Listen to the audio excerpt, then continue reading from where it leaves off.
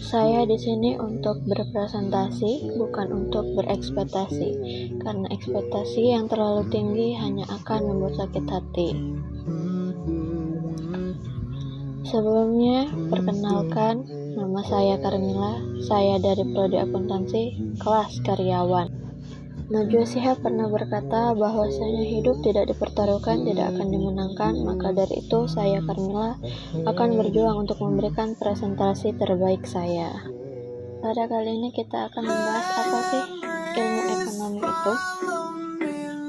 Ilmu ekonomi adalah studi tentang bagaimana individu, kelompok, dan masyarakat membuat pilihan dalam penggunaan sumber daya yang terbatas untuk memenuhi kebutuhan dan keinginan mereka. Selain itu, ilmu ini juga menekankan pada pengelolaan sumber daya secara efisien untuk mengoptimalkan kebutuhan mereka. Kemudian, ilmu ekonomi dikembangkan menjadi dua bagian. Yang pertama ada makro, mengkaji keseluruhan perekonomian termasuk pertumbuhan ekonomi, inflasi, pengangguran, dan kebijakan pemerintah. Tujuannya adalah untuk memahami dinamika ekonomi secara luas dan berbagai faktor berinteraksi dalam skala besar. Yang kedua adalah mikro, mempelajari perilaku individu dan perusahaan dalam pengambilan keputusan terkait konsumsi, produksi, dan distribusi barang dan jasa. Fokusnya adalah pada interaksi, pasar, harga, dan alokasi sumber daya di tingkat kecil. Selanjutnya ada prinsip dan tujuan. Yang pertama, mendapatkan laba semaksimal mungkin dengan biaya seminimal mungkin. Bertujuan untuk memenuhi kebutuhan manusia, baik kebutuhan dasar maupun kebutuhan tambahan. Dengan strategi berikut dapat menekan biaya sambil tetap menarik pelanggan sehingga meningkatkan laba secara signifikan. Dan ada juga masalah ekonomi. Bisa dilihat terdapat 6 masalah dasar. Keterbatasan sumber daya seperti tanah, tenaga kerja, dan modal sebuah negara. Memiliki tanah subur yang terbatas untuk petani, biaya peluang, distribusi sumber daya, dan inflasi kenaikan harga barang dan jasa yang berkelanjutan dapat mengurangi daya beli masyarakat.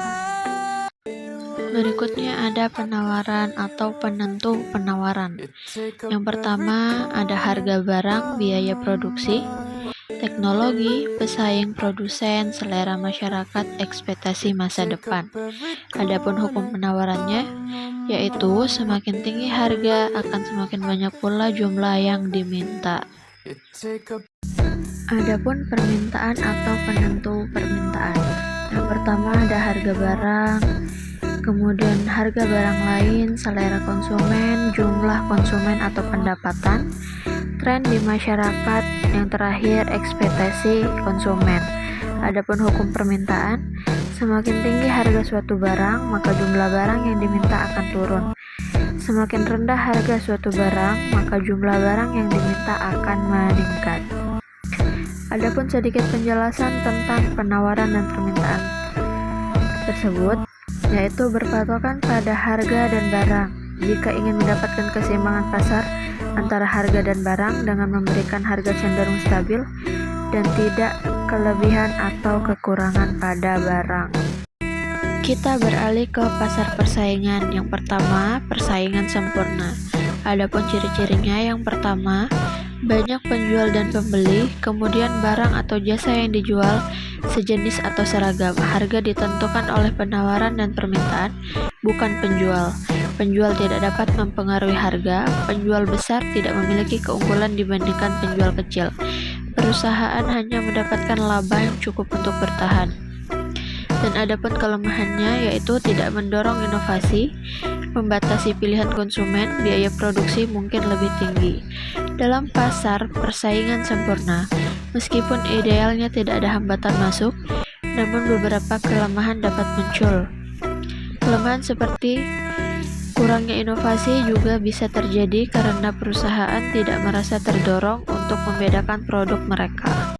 Adapun faktor yang menimbulkan monopoli, yaitu sumber daya tertentu yang unik dan tidak dimiliki oleh perusahaan, umumnya dapat menikmati skala ekonomi hingga ke tingkat produksi yang sangat tinggi, terwujud melalui undang-undang. Berikut faktor monopoli tersebut, intinya adalah hak paten. Dampaknya konsumen harus membeli dengan harga yang lebih tinggi karena tidak ada produsen lain yang bisa menawarkan produk serupa. Lanjut, ada pasar persaingan monopolistik. Monopolistik adalah pasar yang berada di antara dua jenis pasar yang ekstrim, yaitu persaingan sempurna dan monopoli.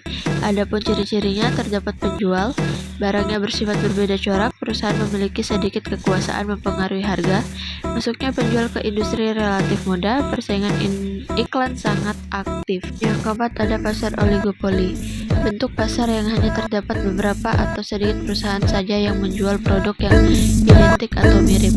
Ciri-cirinya hanya terdapat sedikit penjual, produk bersifat homogen dan terdiferensiasi. Ada beberapa hambatan untuk memasuki pasar. Perlunya ada inovasi, dibutuhkan iklan. Dan yang terakhir, ada 8 pembeda dari keempat pasar tersebut. Yang pertama, jumlah penjual, kemudian hambatan masuk ke dalam pasar, barang substitusi, iklan, penentu harga, sifat penjual, barang yang dijual, inovasi.